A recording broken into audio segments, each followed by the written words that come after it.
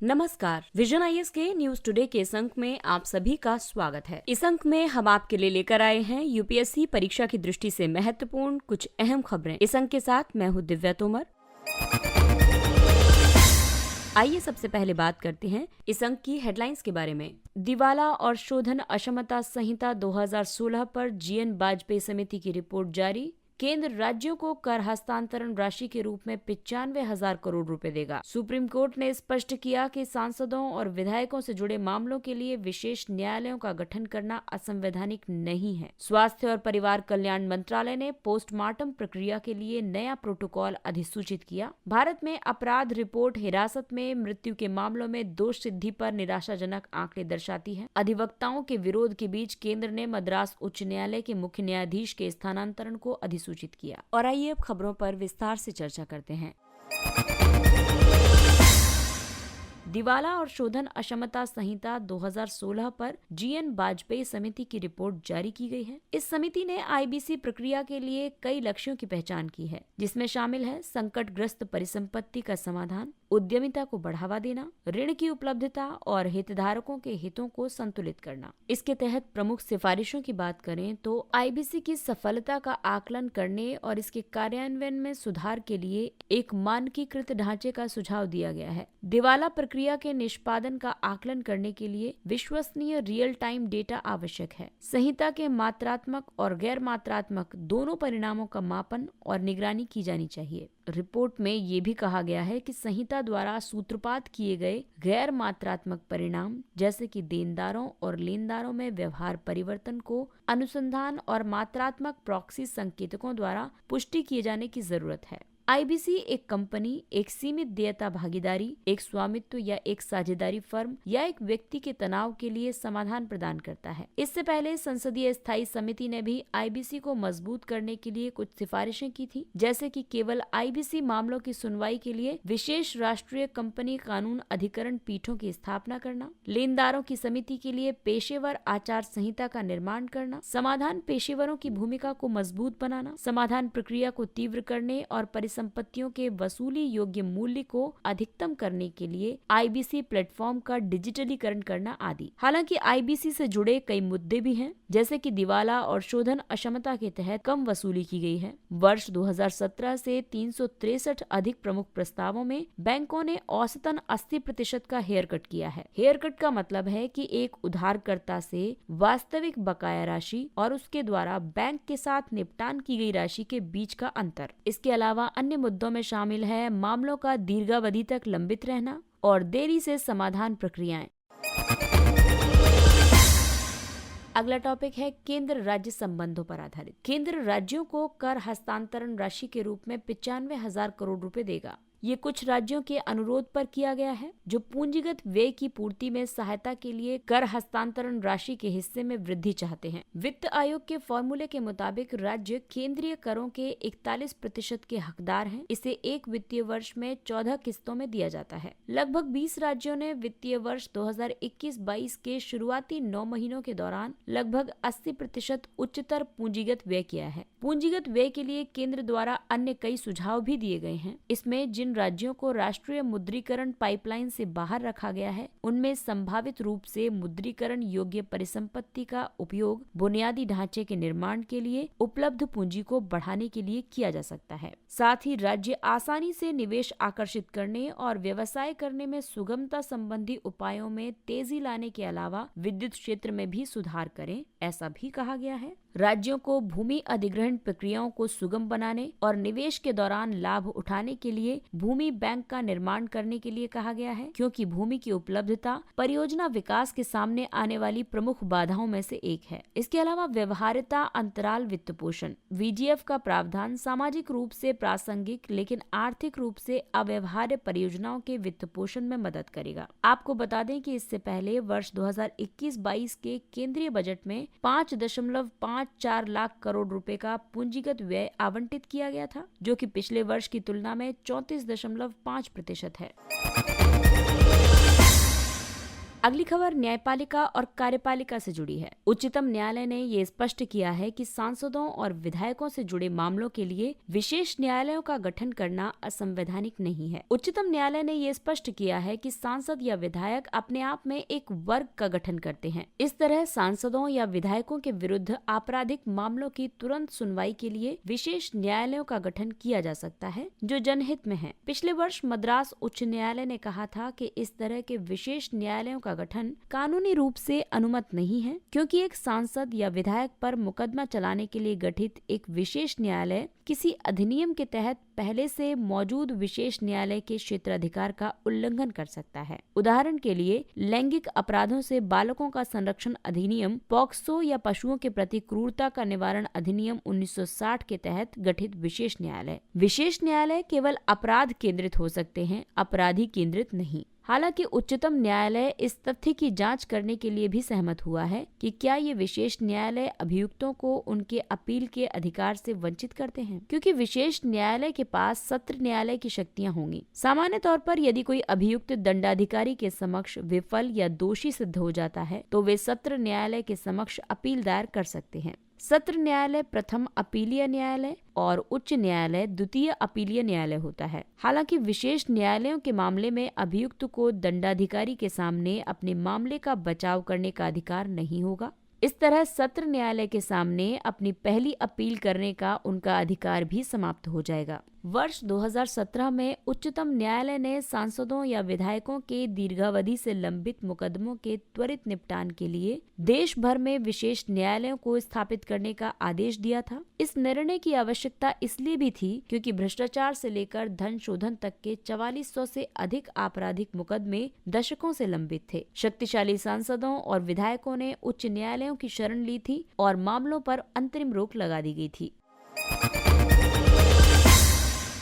अगली खबर स्वास्थ्य क्षेत्र से संबंधित है। स्वास्थ्य और परिवार कल्याण मंत्रालय ने पोस्टमार्टम प्रक्रिया के लिए नया प्रोटोकॉल अधिसूचित किया है। नए प्रोटोकॉल के मुताबिक पोस्टमार्टम प्रक्रिया अब रात्रि में की जा सकती है, ताकि किसी प्रत्यारोपण सर्जरी के लिए अंगों को निकालने के लिए शवों को जल्दी सुपुर्द किया जा सके। रात में की गई सभी पोस्टमार्टम प्रक्रियाओं की वीडियोग्राफी की जानी चाहिए। जब तक कानून व्यवस्था को बनाए रखने की स्थिति न हो तब तक हत्या, आत्महत्या, बलात्कार, शत-विशत शव या संदिग्ध मौतों के मामले में रात्रि में पोस्टमार्टम नहीं किया जाना चाहिए। इस कदम से भारत में अंगदान और प्रत्यारोपण को बढ़ावा मिलेगा।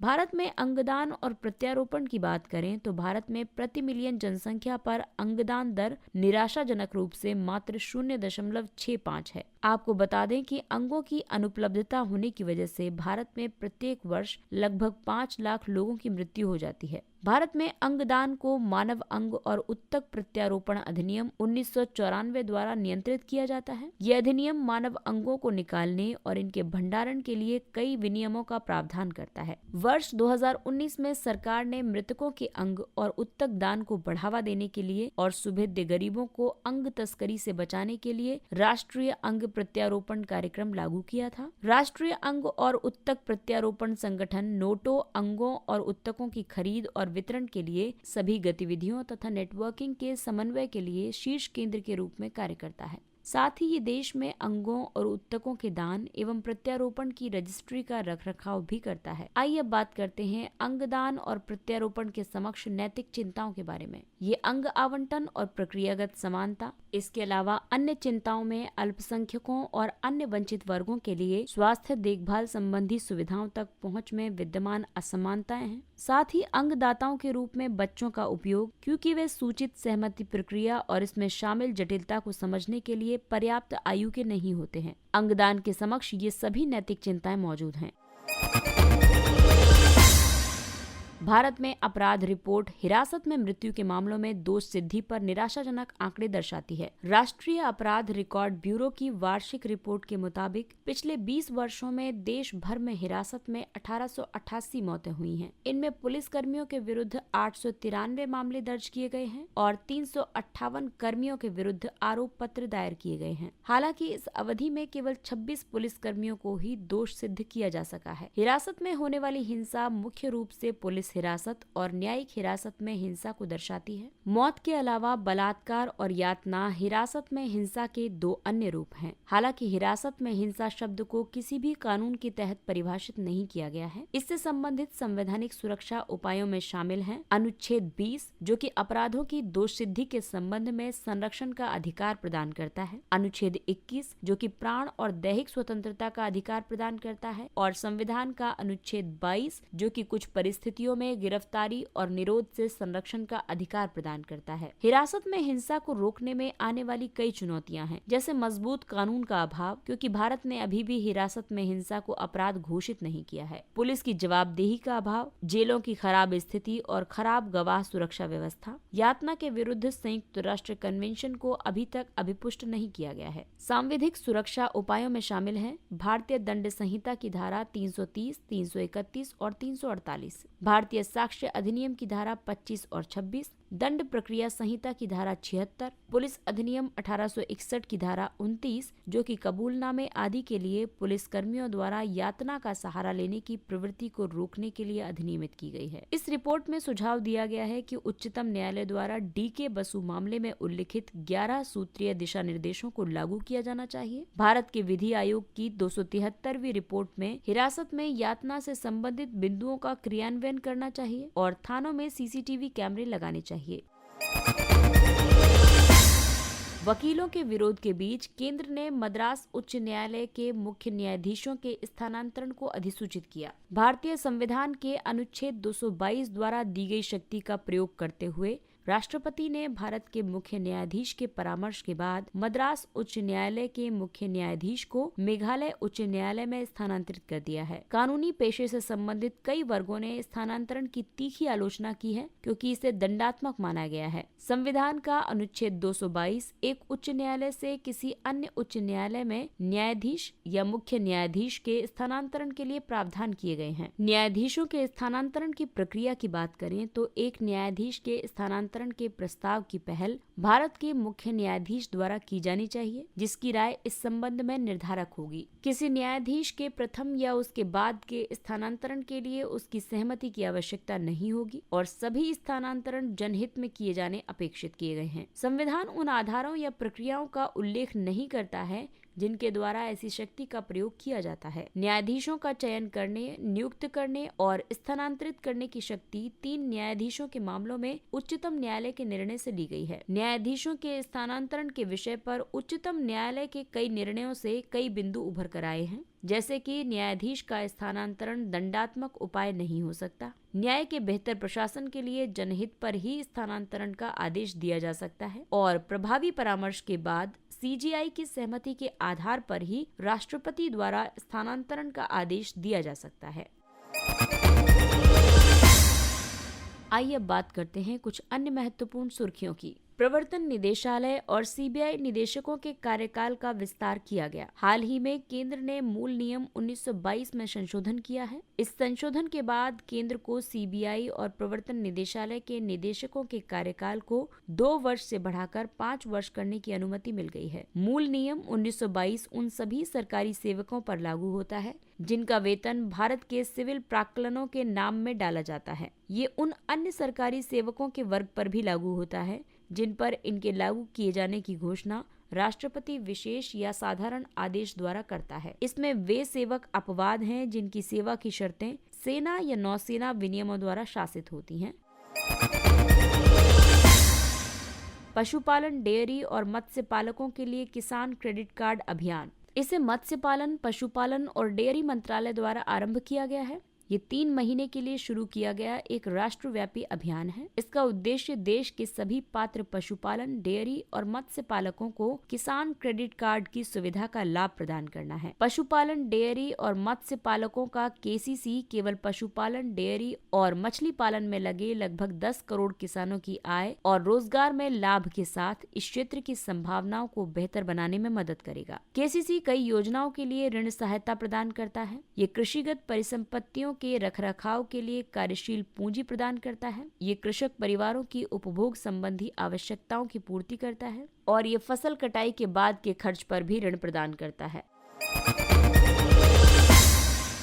MQ-9 रीपर या प्रीडेटर बी सशस्त्र ड्रोन्स। भारत द्वारा संयुक्त राज्य अमेरिका से 30 प्रीडेटर ड्रोन प्राप्त करने की प्रक्रिया कुछ और आगे बढ़ी है। संयुक्त राज्य अमेरिका के General Atomics Aeronautical Systems Inc द्वारा विकसित ये टर्बोप्रॉप मल्टी मिशन ड्रोन हैं जो लंबे समय तक उड़ान भर सकते हैं। ये 50,000 फीट की अधिकतम ऊंचाई पर 27 घंटे से ज्यादा समय तक हवा में रह सकते हैं। ये सशस्त्र पूर्व परीक्षण के लिए AGM-114 हेलफायर मिसाइलों से लैस हैं। ये सशस्त्र बलों द्वारा लंबी दूरी के सटीक हवाई हमले करने की क्षमता में वृद्धि करेंगे।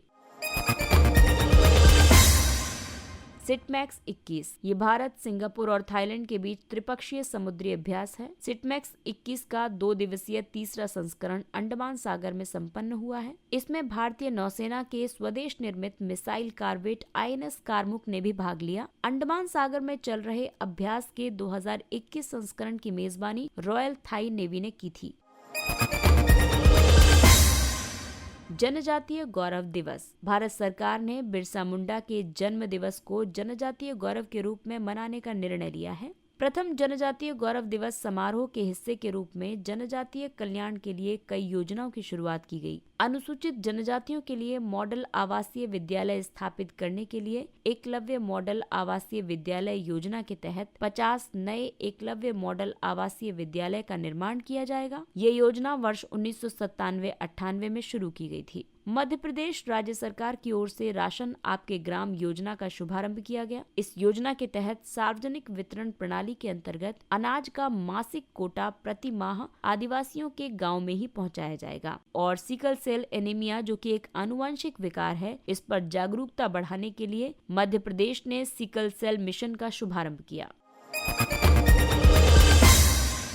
अंटार्कटिका के लिए 41वां वैज्ञानिक अभियान। भारत ने अंटार्कटिका में स्थित अपने स्टेशन मैत्री में अपने दल के पहले बैच के आगमन के साथ अंटार्कटिका के लिए अपने 41वें वैज्ञानिक अभियान का सफलतापूर्वक शुभारंभ किया है। भारत के इस 41वें अभियान के 2 प्रमुख कार्यक्रम हैं। पहला कार्यक्रम भारतीय स्टेशन पर अमेरी आइस शेल्फ का भूवैज्ञानिक अन्वेषण है। भारतीय स्टेशन वर्ष 2012 में अंटार्कटिका में स्थापित भारत का एक अन्य स्टेशन है। ये कार्यक्रम अतीत में भारत और अंटार्कटिका के बीच की कड़ी का पता लगाने में मदद करेगा। दूसरे कार्यक्रम में मैत्री के निकट 500 मीटर आइस कोर की ड्रिलिंग के लिए टोही सर्वेक्षण और प्रारंभिक कार्य शामिल है। ये पिछले 10,000 वर्षों से एक ही जलवायु संग्रह के माध्यम से अंटार्कटिक जलवायु, पश्चिमी पवनों, समुद्री हिम और ग्रीन हाउस गैसों को बेहतर तरीके से समझने में मदद करेगा। गोवा में स्थित राष्ट्रीय ध्रुवीय और महासागर अनुसंधान केंद्र पृथ्वी विज्ञान मंत्रालय के तहत एक स्वायत्त संस्थान है। ये संपूर्ण भारतीय अंटार्कटिक कार्यक्रम का प्रबंधन करता है। करतारपुर कॉरिडोर। श्री गुरु नानक जी की जयंती यानी प्रकाश पर्व से पहले केंद्र सरकार ने पाकिस्तान से जुड़े करतारपुर कॉरिडोर को दोबारा खोलने का निर्णय किया है। करतारपुर कॉरिडोर का उद्घाटन वर्ष 2019 में गुरु नानक जी की 550वीं जयंती के उपलक्ष्य में किया गया था। ये कॉरिडोर डेरा बाबा नानक, जो कि भारत में है, इसको पाकिस्तान के श्री करतारपुर साहिब गुरुद्वारे से जोड़ता है। ये दोनों स्थल रावी नदी के पूर्वी और पश्चिमी तट पर स्थित हैं। गुरु नानक ने अपने जीवन के अंतिम 18 वर्ष करतारपुर में ही बिताए थे। करतारपुर कॉरिडोर भक्तों के लिए केवल श्री करतारपुर साहिब की एक दिन की वीजा मुक्त यात्रा की अनुमति देता है। आइए अब बात करते हैं सुर्खियों में रहे व्यक्तित्व की। बिरसा मुंडा का जन्म 15 नवंबर 1875 को हुआ था और 9 जून सन 1900 को उनकी मृत्यु हुई। बिरसा मुंडा को भगवान बिरसा मुंडा या धरती आबा के रूप में भी जाना जाता है। उनका जन्म छोटा नागपुर पठार क्षेत्र के खूंटी जिले में मुंडा जनजाति में हुआ था। वे आरंभ में ईसाई धर्म में रूपांतरित हुए और मिशनरी स्कूल से शिक्षा प्राप्त की। इसके बाद जल्द ही उन्हें ब्रिटिश और जमींदारों द्वारा स्थानीय जनजातियों के शोषण का आभास हुआ। इन ब्रिटिश लोगों और जमींदारों को दिकू कहा जाता था। दिकू मतलब बाहरी लोग। उन्होंने आदिवासी लोगों की पहचान और उनके अधिकारों के लिए संघर्ष किया। धार्मिक रूपांतरण को समाप्त करने के लिए बिरसाइत नामक एक संप्रदाय की शुरुआत की। उन्होंने अंग्रेजों के विरुद्ध आदिवासी समुदाय को एकजुट करते हुए मुंडा विद्रोह का नेतृत्व किया। इस विद्रोह की वजह से 1908 में छोटा नागपुर काश्तकारी अधिनियम पारित हुआ था। इसके तहत आदिवासी खुंटकुट्टी प्रथा को मान्यता दी गई और बैठ बेगारी प्रथा पर प्रतिबंध लगा दिया गया। रानी कमलापति एक गोंड रानी और सलकनपुर यानी सीहोर रियासत के राजा कृपाल सिंह की पुत्री थी। गोंड भारत के सबसे बड़े आदिवासी समुदायों में से एक हैं। ये मध्य प्रदेश, महाराष्ट्र, छत्तीसगढ़, आंध्र प्रदेश, तेलंगाना, बिहार और ओडिशा में फैले हुए हैं। रानी कमलापति का विवाह सूरज सिंह शाह के पुत्र गिन्नौरगढ़ के निजाम शाह से हुआ था। इन्होंने ही रानी के नाम पर भोपाल का कमलापति महल बनवाया था। रानी कमलापति एक कुशल योद्धा थी और अपने पिता और पति के साथ युद्धों में भाग लेती थी। उन्होंने 1723 में अपनी मृत्यु तक तत्कालीन गिन्नौरगढ़ पर शासन किया था। बाबा साहब पुरंदरे एक प्रख्यात इतिहासकार और लेखक थे। इन्हें छत्रपति शिवाजी महाराज के इतिहास पर उनके साहसिक कार्यों के लिए शिव शाहिर या शिवाजी का चारण या भाट के रूप में भी जाना जाता था। बाबा साहिब पुरंदरे ने छत्रपति शिवाजी महाराज पर कई पुस्तकें लिखी थी। एक रंगमंचीय व्यक्तित्व के रूप में उन्होंने शिवाजी महाराज के जीवन और नेतृत्व पर एक लोकप्रिय नाटक जानता राजा यानी विवेकशील राजा का निर्देशन किया था। उन्हें वर्ष 2019 में पद्म विभूषण से सम्मानित किया गया था। इसके साथ ही ये अंक समाप्त होता है। अगले अंक में फिर मुलाकात होगी कुछ अन्य महत्वपूर्ण खबरों के साथ। तब तक अपना ख्याल रखिए, सुरक्षित दूरी बनाए रखिए, मास्क पहनिए, हाथ और मुंह साफ रखिए और टीकाकरण अवश्य करवाइए। और अब हमें यानी विजन IAS की पूरी टीम को दीजिए इजाजत। नमस्कार।